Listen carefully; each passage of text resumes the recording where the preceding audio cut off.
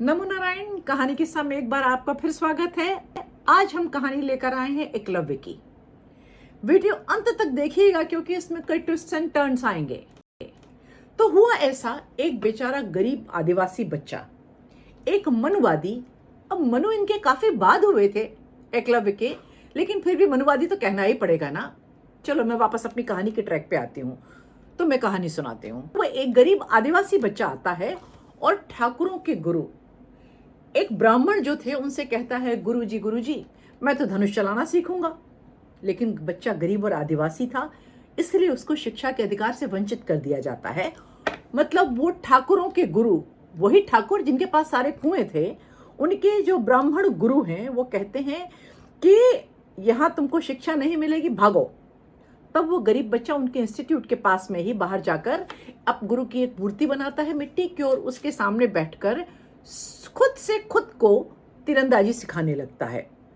बच्चा बहुत होशियार था, ठाकुरों के बच्चों से अच्छा सीख लेता है। जब ठाकुरों के बच्चों को ये पता चलता है अर्जुन वगैरह को, तो वो बहुत बुरा मानते हैं और वो कहते हैं कि गुरुजी देखिए, आपने कहा था हमें सबसे अच्छा सिखाएंगे, ये तो बहुत अच्छा सीख गया हम आपके नाम पर। तो फिर क्या था, वो गुरुजी उसके पास जाते हैं और कहते हैं कि गरीब आदिवासी जरा इधर तो आओ, तुमने धनुष चलाना सीखा, ये पाप हो गया। अब गुरु दक्षिणा में अपना अंगूठा ही काट कर दे दो। बच्चे ने श्रद्धा से अपना अंगूठा काट कर दे दिया, लेकिन वो बिना अंगूठे के और भी अच्छा धनुष चलाने लगा। क्योंकि बच्चा गरीब था, आदिवासी था, इसलिए मन का बहुत साफ था। एक बार आपका हृदय भी भर आया होगा कहानी को सुनकर, मेरा भी भर आया करता था। लेकिन जब मेरी भतीजी ने दिल्ली यूनिवर्सिटी में पढ़ते हुए कॉलेज में आर्चरी ली, तब मैंने पहली बार देखा, अरे इसमें तो अंगूठे का कोई खास काम है ही नहीं। और बिना अंगूठे के जो खींचा जाता है धनुष, उसको कहते हैं मेडिटेरियन ड्रॉ शायद। तो इसके बाद मेरी जिज्ञासा जागी, और आपको पता है ना, मैं बहुत जल्दी सोच में पड़ जाती हूँ। तो मैं फिर सोच में पड़ गई कि चलो इसे छानबीन करें। तब पता चला यजुर्वेद का उपवेद है धनुर्वेद, जिसमें जो इंडियन सिस्टम ऑफ आर्चरी है वो दिया हुआ है। तो अब वेद तो मैं क्या पढ़ूं, मैंने उसके कुछ ट्रांसलेशन वगैरह पढ़े, तो उससे पता चला कि उसमें एक जगह 4 श्लोकों में धनुष के जो ड्रॉ है, मतलब उसको जो खींचने का तरीका होता है प्रत्यंचा को, उसके सिस्टम्स दिए थे, जिसमें दोनों तरह के थे, अंगूठे के साथ भी और बिना अंगूठे के भी। अब ये क्या बात हुई कि उस बच्चे का अंगूठा मांग लिया, फिर भी वो धनुष चला रहा था, इसका मतलब बिना अंगूठे के धनुष चलाने का प्रावधान था। अब मसला ये नहीं कि बच्चे के पास धनुष चलाने की क्षमता बची थी कि नहीं बची थी। मसला ये है कि भारतीय समाज में फॉल्ट लाइन खोजी जाए। एक और ब्राह्मण ठाकुर, दूसरी ओर गरीब आदिवासी जिसको पढ़ने भी नहीं दिया जाता। अब जो ऐसी सब स्टोरीज होती हैं ना, वो अवचेतन में जाकर घुस जाती हैं, और हम बिना तथ्यों को बारीकी से समझे इस बात को मानने लगते हैं कि अन्याय हुआ, बहुत अन्याय हुआ, सतत अन्याय हुआ, आज भी अन्याय हो रहा है। जी हाँ, अन्याय हुआ, सबके साथ हुआ, बहुत अन्याय हुआ। एक विद्वान आचार्य द्रोण थे, उनका बच्चा था अश्वत्थामा। आचार्य द्रोण इतने गरीब थे कि जब बच्चे ने और बच्चों को दूध पीते हुए देखा, तो उसने घर आकर कहा, मैं भी वो दूध पीऊंगा। तो उनके आचार्य की पत्नी के पास इतने साधन नहीं थे कि उस बच्चे को दूध पिला सकें। उन्होंने उसको आटा पानी में घोलकर पिलाया और बहला दिया। ये भी एक सॉब स्टोरी है, लेकिन जिसको कभी भी हमने फॉल्ट लाइन बनाने की कोशिश नहीं करी और की जानी भी नहीं चाहिए। क्योंकि इंडिविजुअल पे अगर कोई प्रॉब्लम आती है, कोई तकलीफ आती है, तो उसको आप सोसाइटी में फॉल्ट लाइन की तरह नहीं बना सकते। इसको हम एक जनरलाइज स्टेटमेंट की तरह नहीं दे सकते। तो खैर, हम वापस अपने विषय पे आते हैं। तो एकलव्य की जो कहानी है, उसके मेन कंपोनेंट्स क्या हैं? गरीब है, बच्चा है, आदिवासी है, शिक्षा का अधिकार है, 3 चीजें हैं। लोग इसको एक कहानी की तरह देखते हैं, लेकिन हम लोग इसके हर कंपोनेंट को अलग अलग देखेंगे। ये कहानी महाभारत के संदर्भ में देखी जाती है, और महाभारत में आदि पर्व में 1 या 2 श्लोक में है जो जिसके आधार पे ये कहानी बना ली जाती है कि वो एकलव्य को कौरवों के हित को ध्यान में रखते हुए वो एकलव्य का अंगूठा मांग लेते हैं। अब कौरवों के हित की बात है, इसमें ये बात कहाँ से आ गई कि कौरवों को उससे जलन थी? ये जलन की कहानी अपने आप बना ली गई है।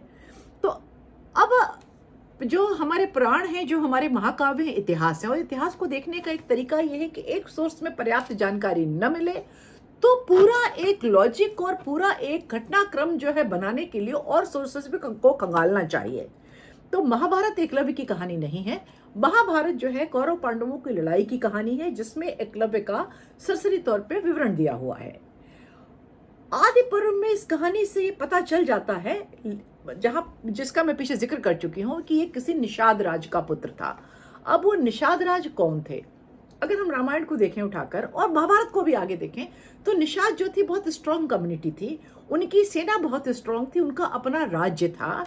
और अगर आप रामायण को याद करें तो आपको याद होगा कि निषाद इतनी शक्तिशाली सेना थे, इतने शक्तिशाली योद्धा थे कि वो अयोध्या की विशाल महान सेना, जिसका नेतृत्व खुद भरत और शत्रुघ्न करते थे, उससे भी युद्ध करने को तैयार हो जाती है।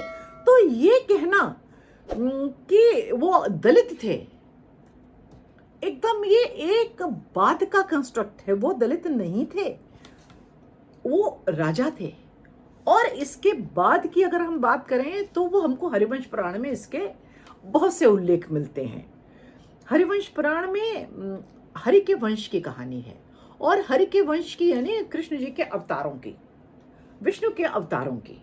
तो विष्णु ने जो कृष्ण रूप में अवतार लिया, जब उसकी कहानियां लिखी जाती हैं तो उसमें एक से ज्यादा बार एकलव्य और उसके राज्य का, उसके पुत्र का, उसके पिता का नाम आता है, जिक्र आता है। अब हम उसको एक एक करके उठाएंगे और इससे एक एक करके वो जो 4 कंपोनेंट्स थे एकलव्य की कहानी के, एकलव्य के कैरेक्टर के, उनको उस पर परखेंगे। तो हरिवंश पुराण में एकलव्य का जिक्र है, किस संदर्भ में है कि जब जरासंध के दामाद कंस का वध कृष्ण कर देते हैं। हरिवंश पुराण विष्णु पर्व चैप्टर 60 श्लोक 1 to 8, वहां ये कहानी दी हुई है कि जरासंध अपने मित्रों के साथ आता है। और उसके मित्रों में कौन कौन था? उसके मित्रों में कलिंग, कौशाम्बी, गांधार के राजा थे। इसके अलावा पांड्य के पुत्र और निषाद राज महाप्रतापी एकलव्य का पुत्र था। आप सोचिए कि कृष्ण ने किशोरावस्था में कंस को मारा, उस समय एकलव्य का लड़का लड़ने आया। कृष्ण के हम उम्र थे पांडव, तो जब पांडव शिक्षा ग्रहण कर रहे थे तो एकलव्य बालक कैसे हो गया? एकलव्य को बालक कैसे मान लिया गया? महाभारत में कहीं ये नहीं लिखा है कि वो बालक था उस समय। तो पहला तो एक यही चीज आप इसको डिबंक करिए कि वो बालक नहीं था। तो अब क्या वो गरीब था? ऐसा भी नहीं लगता है। क्यों? एक और मेंशन है हरिवंश पुराण में कि जब रुक्मिणी का ब्याह हो रहा था तो वहां स्वयंवर में एकलव्य भी आया था, मतलब वो स्वयंवर में भाग ले सकता था। तो वो गरीब कैसे था, ये बताइए। हरिवंश पुराण के अनुसार ही एकलव्य कृष्ण के जो पिता वसुदेव थे, उनके एक भाई जिनका नाम शायद देवश्रवा था, उनका औरस मतलब उनका बायोलॉजिकल बेटा था, जिसे किसी वजह से निषाद राज ने पाला था। अब ये बात कोई बड़ी अनहोनी नहीं थी उस समय। क्यों? क्योंकि कुंती की बुआ जो प्रथा थी, उनको कुंती भोज ने पाला था, जिससे उनका नाम कुंती पड़ा था। तो किसी का बच्चा कोई पाले, अलग अलग स्थितियां होती थी। कुंती भोज का बेटा कोई बच्चा नहीं था तो उन्होंने प्रथा को लिया था। अब निषाद राज ने इसको क्यों लिया था, इसका कहीं जिक्र नहीं मिलता है। लेकिन एक बात समझ में आती है कि वो उस समय के शक्तिशाली राजाओं में था, और जो मगध का राजा था जरासंध, उसका वो बहुत ट्रस्टेड एड था। अब एक दूसरा रेफरेंस देखते हैं, हरिवंश पुराण अध्याय 35 श्लोक संख्या 45 से 47 के बीच में, जहां द्वारिका पर हमला करने जरासंध की सेना जब आती है तो उसमें आने वाले सभी प्रमुख राजाओं में एक एकलव्य का नाम भी था, और वो उसने द्वारका पे आक्रमण किया। एक बार उसका जो युद्ध था वो कर्ण से भी हुआ, जिसमें शायद कर्ण ने उसको हरा दिया था। वो जरासंध के कैंप का राजा था, उसके कैंप का मतलब एक बड़ा विश्वस्त व्यक्ति था। और एकलव्य का जो पिता था, जो निषाद राज जो था, उसका नाम था हिरण्य धनु। हिरण्य का मतलब है सोना, धनु का मतलब धनुष। हिरण्य धनु मतलब जिसके पास सोने का धनुष होता है। आप देखिए, जिसका बाप ही हिरण्य धनु है, उसको धनुर्विद्या नहीं आती होगी? ऐसा नहीं हो सकता है ना। तो यहाँ उसको शिक्षा के अधिकार से वंचित करने का कोई सवाल नहीं था। क्यों?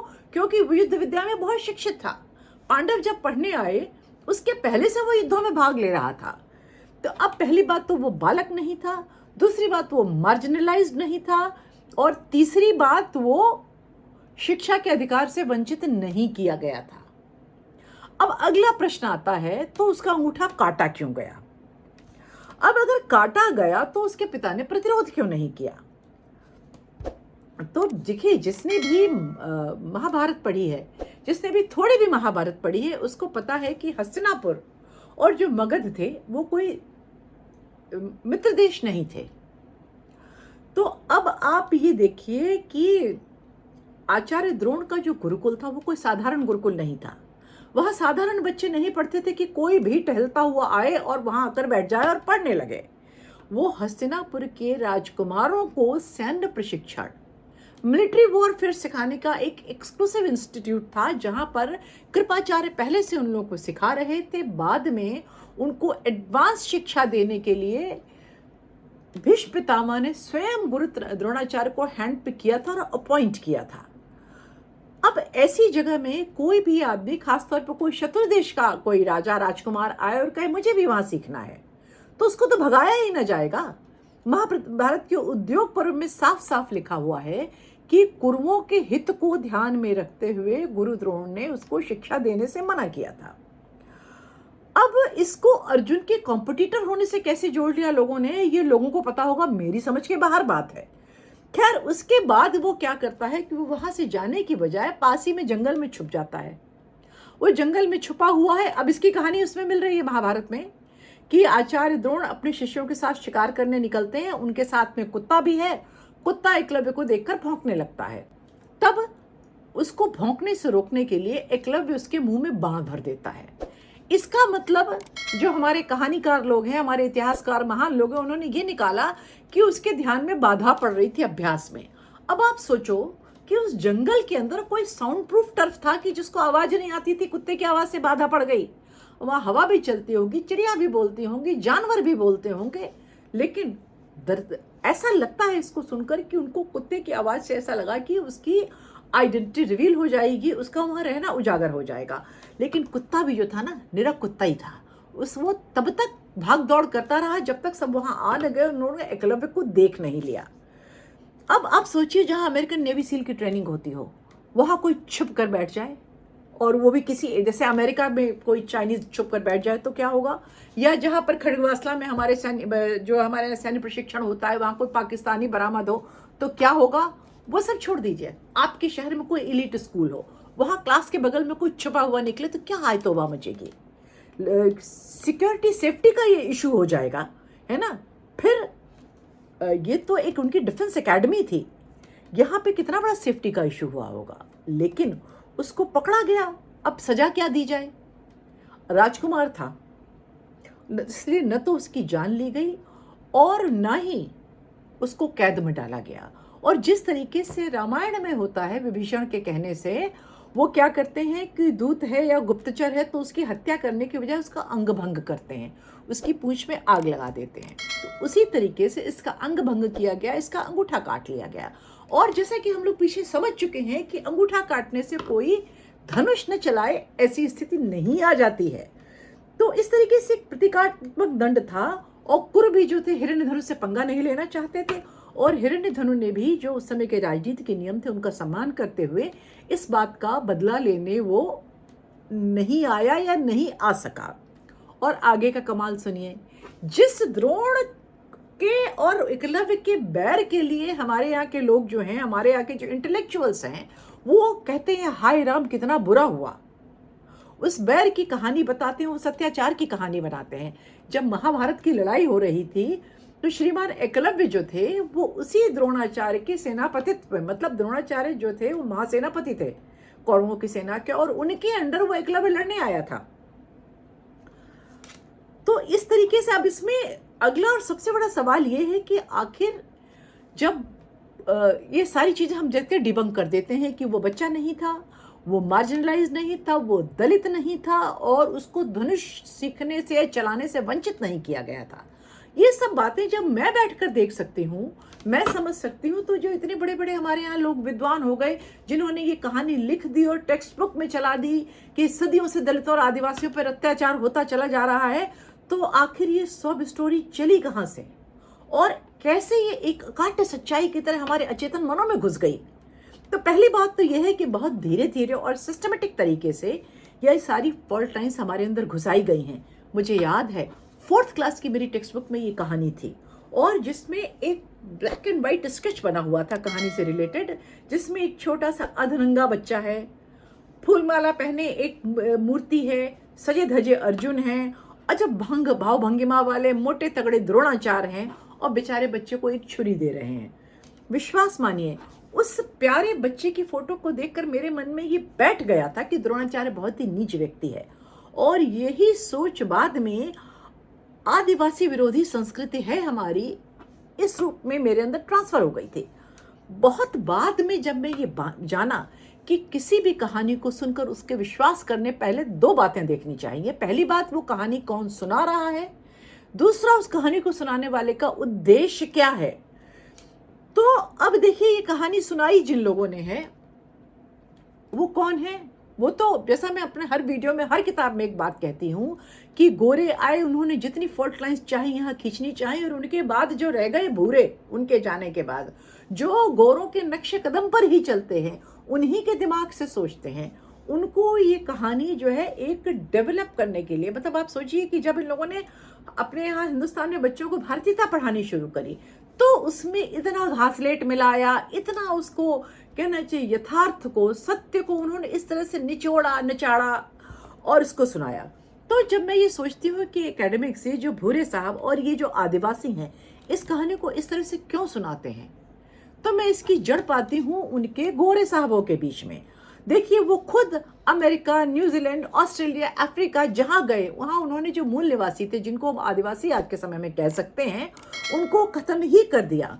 तो उनकी बुद्धि में ये कहानी तो फुल प्रूफ प्रोपेगेंडा थी कि अगर आदिवासी है मतलब निषाद है, मतलब नाव चलाने वाला बोटमैन है, तो आदिवासी होगा, तो आदिवासी होगा तो उसके संग तो अत्याचार होगा ही होगा। अब उनके पास जो थी एक आर्यन इन्विजन थ्योरी का के प्रपंच का बैकड्रॉप तो पहले से ही था। बस उन्होंने, जो मूल निवासी थे वो छोटे छोटे काम करते थे, जो बाहर से आए थे वो सब चीज़ अपने हाथ में रखते थे, चाहे वो शिक्षा हो, चाहे पैसा हो, चाहे बल हो। तो उन्होंने एक क्या किया, उन्होंने 1 और 1 न तो 2 बनाया, न 1 और 1 11 बनाया, उन्होंने तो 1 और 1 99 बना डाला। राजा एकलव्य गरीब आदिवासी बच्चे के अवतार में हमारे सामने आ गया। एकलव्य की कहानी को बच्चों की किताब में डालने वालों से मेरा विनम्र निवेदन है कि अगर छोटी सी बात पर बड़ी सी कहानी बनानी है तो तिल का ताड़ बनाओ, ये आम की इमली किस खुशी में बना देते हो। तो आज के लिए इतना ही, फिर किसी नए किस्से के साथ मुलाकात होगी। तब तक खुश रहिए, पढ़ते रहिए, हर प्रोपेगेंडा का पोस्टमार्टम करते रहिए। नमस्कार।